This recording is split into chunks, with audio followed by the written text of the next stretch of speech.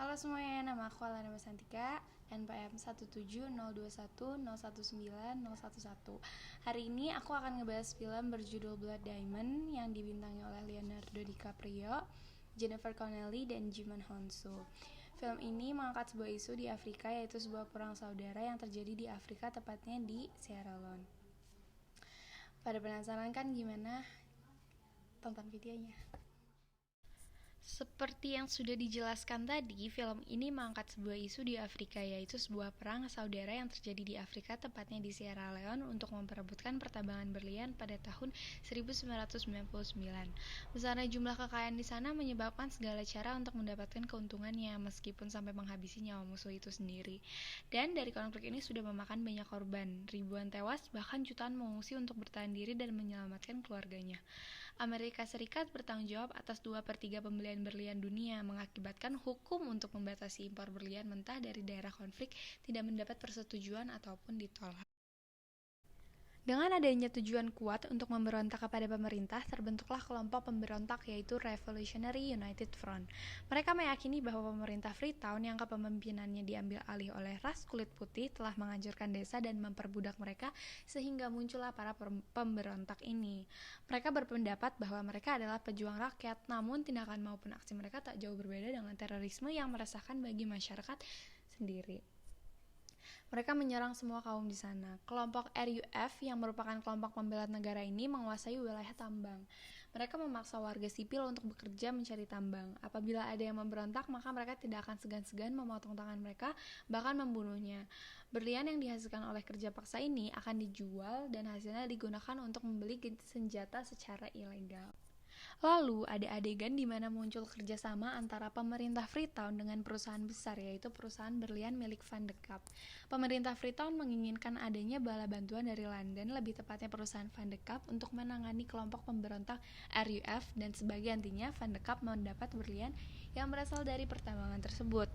Dalam hal ini, kedua belah pihak melakukan transaksi black market, yaitu melalui tentara bayaran yang bernama Danny Archer. Lalu diceritakan juga perjuangan seorang ayah yang bernama Solomon Fandi untuk menyelamatkan anaknya yang telah diculik dan dipaksa menjadi anggota RUF. Agar dapat menyelamatkan anaknya, ia pun melakukan perjanjian dengan Danny Archer.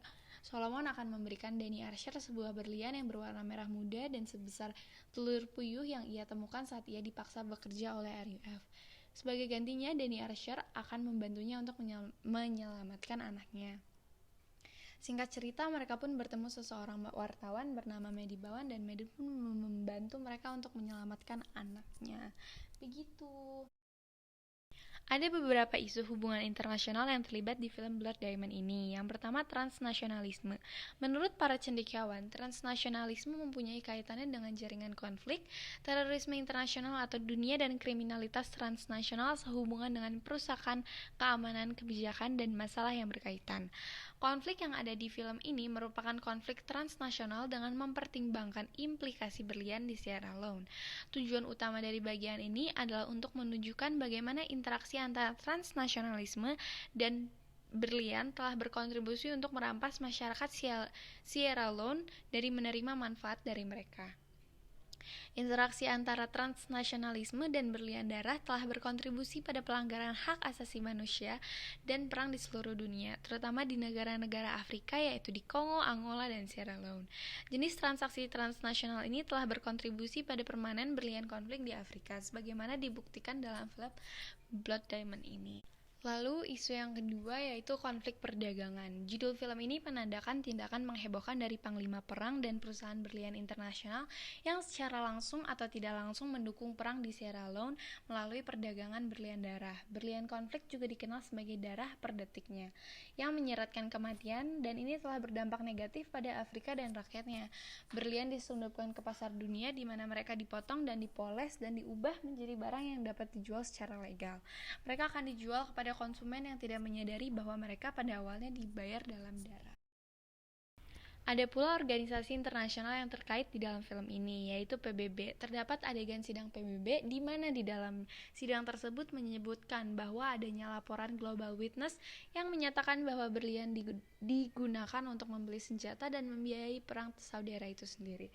Hal ini seharusnya menjadi bukti kuat agar dibentuknya suatu kebijakan untuk membatasi impor-impor ilegal terkait berlian-berlian yang beredar. Lalu, ada aspek relevan yang terkait dengan tata kelola global, yaitu transnasionalisme. Pertumbuhan transnasionalisme secara fundamental telah berkontribusi terhadap akan kebutuhan tata kelola global. Perkembangan antara interdependensi antara negara dan manusia yang semakin mendasar menciptakan sebuah proses multidimensional kompleks dengan seluruh aspek kehidupan, dan hal tersebut lalu membuka ruang politik baru bagi para aktor yang membentuk berbagai kemungkinan mengembangkan bentuk tata kelola global itu sendiri.